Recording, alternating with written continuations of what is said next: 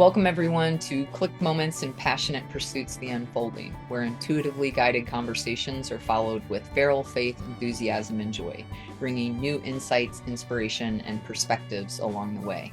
And we're your hosts, Beth Orr. And Bridget Phrase.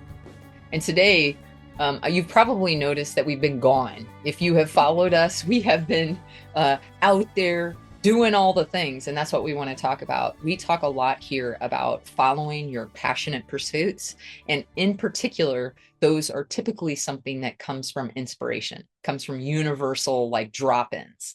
But here's the thing, because they're invisible and we don't really have a lot of form around them yet, that's just one of many reasons why we don't follow them. And so we want to talk today about like the things that it takes to actually get beyond all those barriers and the reasons why we don't do something, because the reality is what you want to do with your life matters. What you're feeling inside you, that desire, that thing that goes, I want to do this so bad, or you're crying, you're upset about it, there's so much emotion. Those are the things that keep you up at night, that you know that you need to do, because it's only you can uniquely do those things. And so we've been working on those things. We don't even know how long it's been since we've been on here. True. But I can tell you that we've been thinking about you, and we've been thinking about this, and we've been intending to get back because we care so deeply about sharing the muck, the disorientation that comes through this. So that's what we're going to talk about today. Yeah. So we're not strangers to going through and following those things, but we do want to connect with you and remind you that just because you've done it before doesn't mean it is easy, or there's some prescribed plan that you follow to get through it. I started my Passionate Pursuits podcast 3 years ago because I felt the pull to do something different and I was excited about it.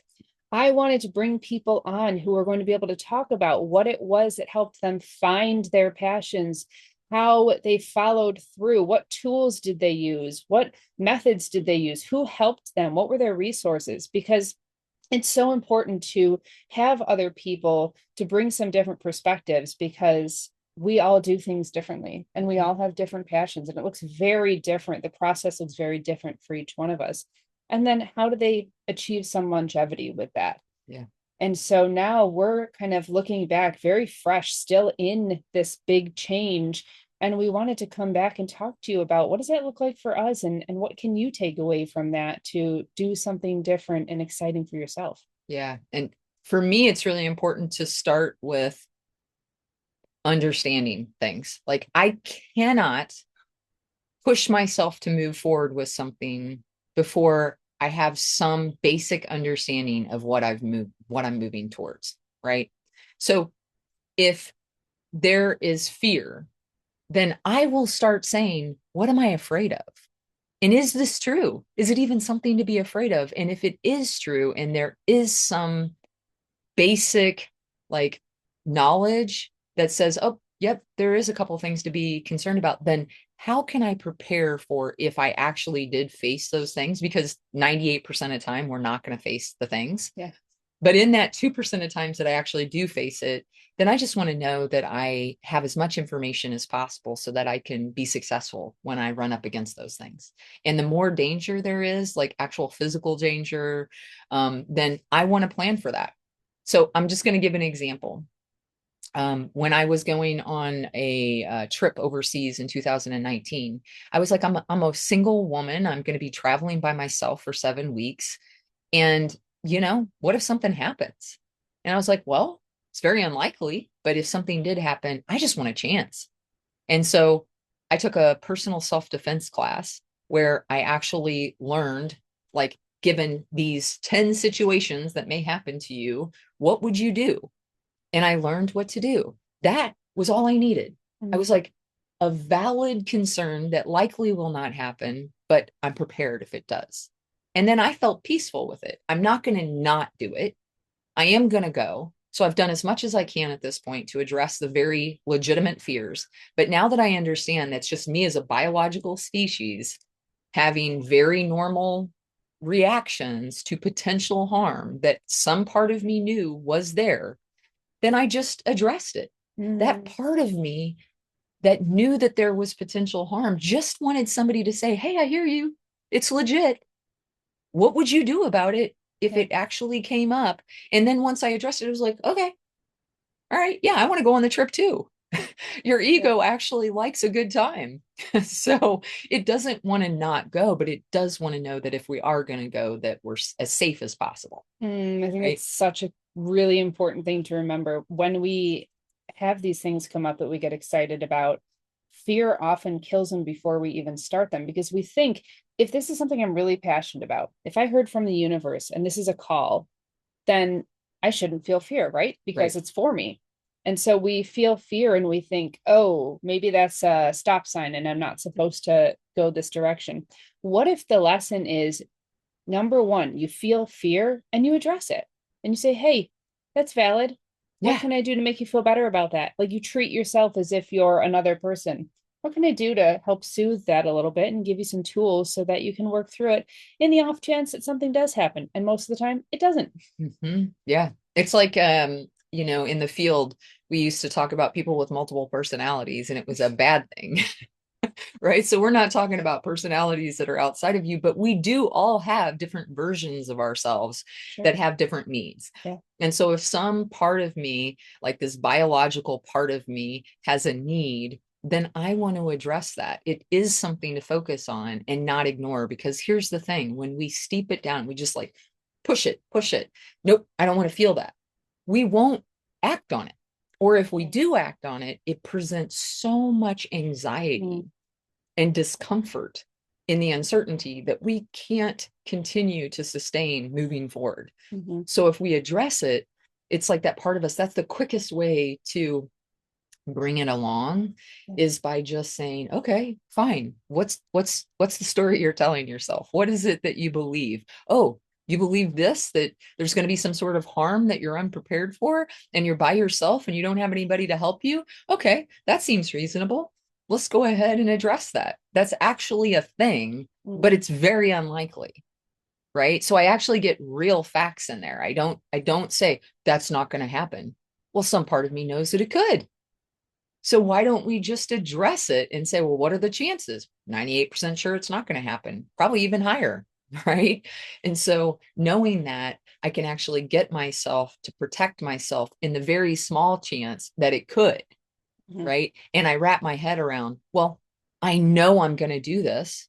I'm wired in a way that I can't not. I would have more stress from Mhm. not doing the thing than Mhm. doing the thing. So I've made my decision. Yep. I'm going to do it. So now I have to decide, am I going to do it with the fear and uncertainty Yep. and get through all that muck ongoing and affect my trip? Or am I just going to address it so that it's out of the way and I can be like, right? Yeah. It's just addressing the things that are rattling around in there and not presuming that because they're rattling around that they're true. We forget to ask ourselves that question, which is to me a disruptor, or a question that disrupts your normal way of thinking, and it makes you go, wait, this something doesn't compute. It takes you out of the autopilot and the everyday stuff that you're normally doing, Mhm. and it says, wait a second, Yeah. you need to actually fact check this, because something is stopping you that isn't even a reality. Yeah. Oh, one that I really like is if we're on the disruptors, is what is something that you were so worried about today that didn't happen? Mm, hmm. Because it does something really similar. Like if you think back over your day and you're like, oh my gosh, I had this unreasonable or irrational concern around this thing and it never materialized. It never even did happen. And if we start connecting the dots with those, that also helps to get a handle on the fear and go, okay, these are probably things that really aren't going to present themselves. Yeah. And it's okay to look at them and address them and make myself feel better about them. But remember that that really usually doesn't happen. Yeah. Yeah. And that's the thing. I think most people don't ever really take the time to realize that, like, a majority of the things that give us so much anxiety are actually fictitious. Yes. So Zero. many times, yeah, so many times I've had this whole story going in my head. Yeah. And then I address the thing and I do it. And I'm like, oh, that actually wasn't even the case at all. Not that that thing didn't happen, but that it never even was a thing. I was creating it and it wasn't actually there. Yeah. Yeah. And so once we start to pay attention and say, wait a second, that never actually happened. So the only place that I felt all of these emotions was in my imagination. Yeah. It was in this fictitious preparation that I had, but it's actually our body preparing us for safety. Yeah. So once we realize that, what if we just said, what if we just anticipated it? What if we said, hey, I'm getting ready to do something big. And so it's probably going to get a little muddled. I bet there's probably going to be some rubbish that's going through my mind, and I'm going to start hearing all of these reasons why I shouldn't do any of it. And I may actually think that this is true and that, oop, that's just my body protecting me. I should absolutely stay here. But what your body's doing is saying, we don't do danger, but is it dangerous? It's actually probably not dangerous, but what's happening is your body doesn't know because there's no other script. When I went overseas, I had never gone overseas by myself for 7 weeks. So I had all kinds of images coming up because I didn't know what to expect. And so knowing that that's what happens, we start our bodies start throwing all these things that are not even true at us. Then if we anticipate it, then we can actually plan for, oh, this is that thing that I do. I'm doing something new. I'm doing something big. I don't have a former chord for this to go on. And so because of that, I can expect some really crazy things to come up. Right. Yeah. Something else when you were talking about your trip, and I had this come up for me, and I think this is probably relevant to a lot of people. Something else that tends to stop us or slow us down is we get this urge to seek outside input, especially from friends and Mm. family. Like, man, I trust you. You've been with me so long. You know me so well. I wonder what you have to say about this because I'm feeling these things and I want to do something different. So I'm going to tell you what my plans are, and you're going to get behind me and support me, and you're going to be so excited for me. And then what happens? People don't support you and they're not excited for you because they don't have your vision. They are not in your brain and they have not understood how this is responsive to you. Yeah. It is not for them. So they can't get behind you. I remember telling my grandmother and my mom that I wanted to leave my job and leave my house and leave my community, which meant them too, and move 12 hours away to a city that I'd never been to, not to have a job. And I was going to do something completely different. But here's the thing, I knew that when I told them, they weren't going to understand it because it wasn't their dream. But I was hoping that they loved me so much that they would support me, and they did. They were able to hold their reactions and allow me to have the space to do something that was different than what they would do. But I had to know that that was a thing and prepare them. I had to prepare myself.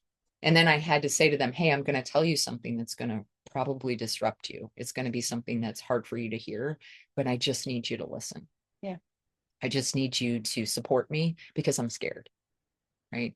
So once you can understand that maybe somebody that you're sharing with wouldn't do what you would do and it's not their dream, you have to be really careful about who you share it with. And a majority of people, even if they're your people and good people in your life, are not going to be able to get behind what it is that is your dream. So you're going to Yeah. have to do it anyway, Yeah. on your own anyway, right? Even though they may eventually get behind you, you're going to have to know that everybody else doesn't see what you see and may even try to stop you from doing it because they don't want to see you hurt. Yeah. But, you know, something I found, and a lot of the people I interviewed over the years would tell me this as well, was maybe your friends and family don't have the capacity to see the vision with you, but they love you and they'll support you. But there are people who are doing the thing or have done the thing you're getting ready to do. Find those people because they do have the capacity to support you. to give you ideas, to tell you what worked for them. And it may not work for you, but when you talk to someone who's had success in that area, that's a totally different feeling and a different conversation. I'm glad you mentioned that because I was thinking that I actually didn't know people that had done what I wanted to do, but guess what? I knew of people. Yeah. So autobiographies of stars or people who have done the things that you know of because their story is so well known, Yeah. even if there's just a part of it that you're interested in, read those autobiographies. They're inspiring because guess what? Almost every person who's ever accomplished anything that you admire was also like you, not known before. There's very few like child prodigies that have parents who were child like that they were in the business ahead of time. People who already have people in the industry, it's very different than when you look at a story of somebody who nobody knew and they had to go up against the very things that all of us are doing to get a different life. And I'm not talking like we're not talking stardom or being a public figure. We're just talking about these are people who know what it's like to do something that they don't see anybody else in their immediate circle doing. But somehow some part of them is like, but I still think I can do it. And so those are the people that you want to listen to and recognize they did it. They did it. And they did something that was like from nobody knows them to stardom. So if you're wanting to go, nobody knows me to still nobody knows me, but I'm doing something that I'm passionate about, certainly you can do that. Yeah. There's enough examples, but surround yourself by people who are going to say anything's possible because anything is possible. And so those are the stories that you want to hear because you need those. You're going to need those to fill you up and keep your tank high because you're doing something different. I was thinking about with the autobiography, I was thinking it kind of reminded me of Brad Stulberg's work, Master of Change, because it makes sense of the autobiography. Okay. He talks about, he's actually an Asheville, fellow Asheville influencer and thought leader. And he talks about we have order in our life. So we're biological species. We love order. Why? Because it's safe. Yeah. We know what to expect, right? And so when we have this order, then when we want to do something different, it becomes disorder. Because when you do something different, you don't know what to expect. You've got habits lost. You don't have a routine. You got to figure all that out. So it's uncomfortable and it's disruptive. But then he says it's not order again. So it's not order, disorder, order, because order would suggest that you just go back to the way that things were. He says that you're hoping for order, disorder, reorder. So when you're reordering, it means you don't know what to expect. You got to find your new safety. You got to find ground to stand on that you're like, oh, okay, this isn't where I was before the disorder, but this feels okay. In fact, not only does it feel okay, I actually really like this. And so I would propose to you that the reorder is not like safety order, but it's like a reordering that takes into account more of who you uniquely are. And if you're creating this like authentic life that we talk about that is based upon your unique passions and the click moments that you have from the universe that say, this is for me, that reorder is a place that feels more deeply, it's like an authentic order. It's like this new reordering that you're actually like, wait, this isn't an autopilot order. I'm just safe because everybody's told me this is how I can be safe order. But I got disorder and disrupted because I wanted to reorder things in a way that were uniquely for me. And I had to figure that out, which means my solid ground wasn't as clear because I had to search for it. But I trusted that I could find it. Do you trust yourself enough to find it? And if you don't, start there. I told myself all the ways that I could trust myself. There were times that I would say, I don't know if I can do this. And I was like, but why don't I know if I can do this? I've done so many hard things in my life. Why am I telling myself I can't do this when I believe this is for me to do? That's rubbish. That is some part of me that's like, no, no, no, no, no. That sounds risky. So I have to talk through it and I have to address it, right? How much of that reorder did you intentionally plan out, and how much of it did you find Yeah, in the disorder? yeah, that's a great question. I don't think it's conscious. A lot of it isn't conscious. I think that when we notice that we're not able to move towards something, then we start to get curious and we say, what's this about? That's conscious, right? So there's like elements that you won't just naturally move along with that cause a little bit more discomfort than what is tolerable. Those require a little bit more examination, right?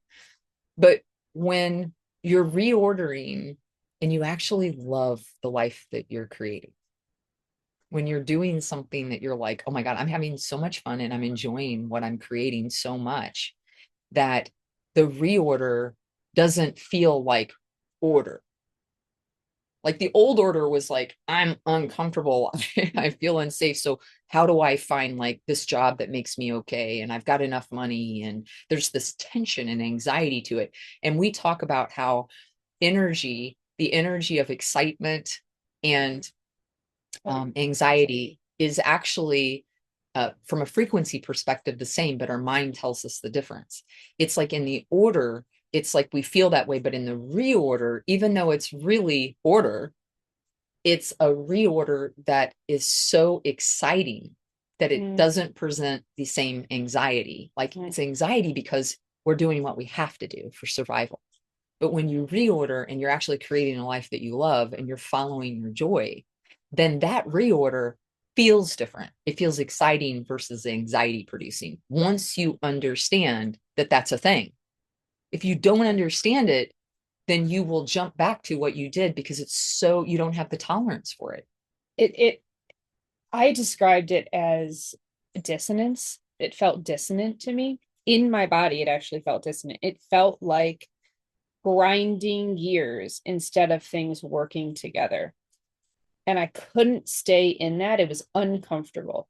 And it wasn't necessarily Mm, scary or anxiety producing, but it was so uncomfortable. I didn't want to stay in it any longer. mhm. So that was what told me that that order wasn't for me and that I needed to move towards something different. Well, what you're describing is there comes a point where we can't do it anymore. We can't do what we used to do anymore because some part of us has already decided we're moving forward. Yeah. And if we don't move forward, it presents so much anxiety that that anxiety is greater than staying. Yeah. That's what happened. Like the very place that used to be your safe place and you used to enjoy the order, some part of you begins to know I can't do this anymore. And if I've got to move forward, if I can't stay, then the quickest way for me to get reorder is to go through the disorder. And I have to be disrupted. And I'm willing to do it because now the pain of staying is greater than the pain of going. Yeah. It switches. Yeah. And it's like it's almost like to me, you learn enough information or you read enough autobiographies of people doing the things. You have enough skills, you know that this is the right direction to do to where at some point you're like, I just got to go over the hump Yeah. and deal with whatever's there because this is too much. Well, you become the version of you who fits the new life. Yeah. And you're living in the old life that doesn't fit you anymore. It's like Yeah. the hermit crab in their shell. Yeah. Like it sounds very cliche, Yeah. but a hermit crab outgrows its shell and it doesn't question whether it's time to leave. It hurts, it's uncomfortable, it's out. Mm-hmm. And it will find another shell or it will perish on the way, but it's Yeah. not staying where it is. Yeah. We almost don't have that convenience of being pushed out when it's not for us anymore. We have to choose and recognize when that's no longer for us. Right. Yeah. And I can tell you for me again, facts and knowledge make a difference, right? So one of the greatest there's all these studies that are like at the end of somebody's life, what are the top 5 things that they regret? And when you look at all of those, I don't know why, like I'm so like compelled to read these lists when I see them listed, right? Like I'll see like a headline that says, that these are the top 5 things that people regret at the end of their life. And I'm like, ooh, what's that? And on every list, there's a few things different, but there's pretty much it's the same list. But on every single list, there is somebody will say, there was a point in my life where I knew I should do something different. I wanted to do something different, but I was too scared and I didn't do it. And I regret that. I wonder what would have happened to me and how my life would have changed. Every single one of those lists has that moment when somebody says that they have a regret. And I said to myself, I don't want to be that person. I don't want to be that person at the end of my life that's going, I just wish I'd done that thing. I want to be like, man, I put it all out there and I tried it all and I'm tired. I'm ready to go. I'm exhausted. I want to be like completely used up. I want like every part of me to have sucked the marrow out of life and to be like, this was amazing, but I don't want to have any regrets. And so for me, that's knowledge that I need to know that says that's not going to be me. Yeah. I don't want to be that person. And it's the way I'm wired. That is a fact that will uniquely kick my ass. That fact will push me into gear because I'm like, no regrets. I don't want it. That may not be influential to you. You may say, that's not persuasive. What is your thing? There's something that you're afraid of. What is that thing? Face it. And then say, what would I need to do to address this? And is this true? What's that compelling question or that regret that I have that is keeping me up at night that I know is a thing for me? Address it. Lean into it. It will not, through osmosis, automatically become clear to you. Yep. You need new input and new information. And that means you intentionally looking for an answer to this.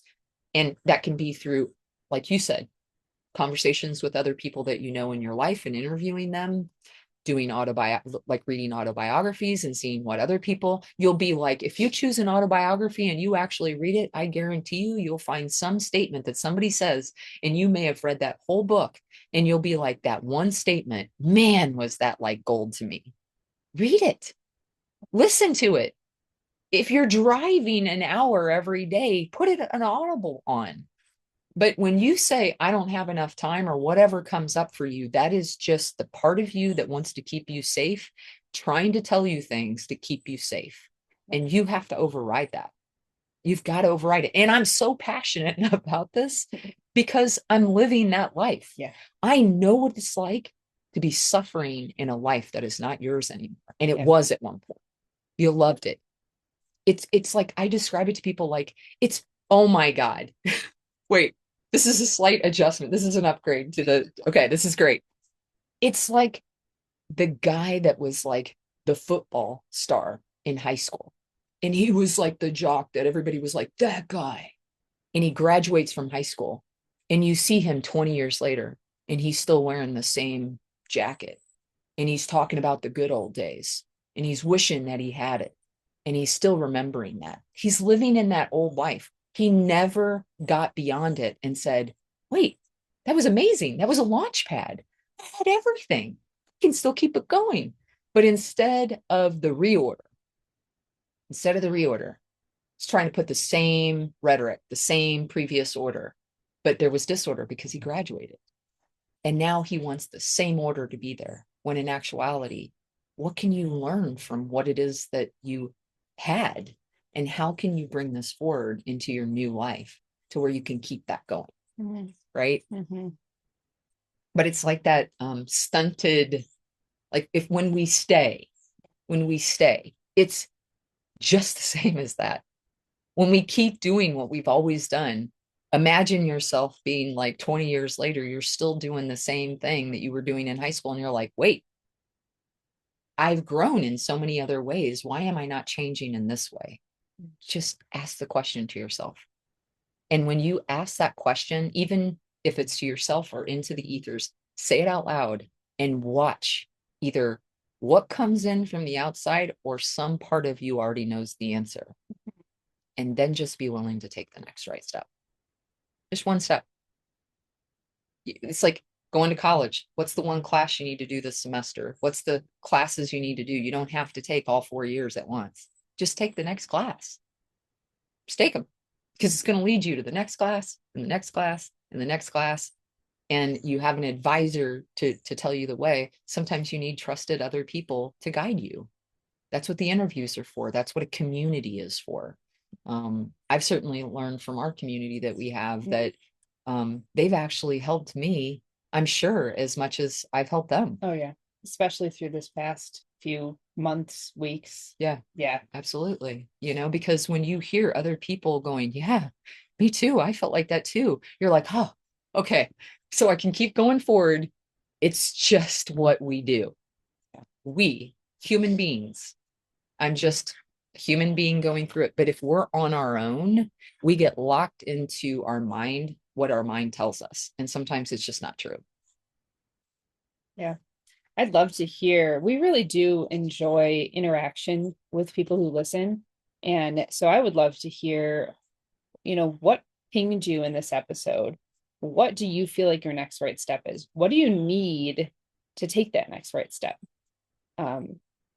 Reach out to us. There's lots of ways to get in contact with us. Beneath the episode, we have contact information. You can just comment right on the episode on YouTube. You can reach out to us on Instagram, send us an email. Lots of ways for you to get in touch. And we're excited. We really love the lives that we've created, and we really want to see you creating a life that you love too. And I would like to know in the comments what you think about the hummingbirds. Oh yeah. Who are they? What do you think about it? What did it remind you of? How did it ping you?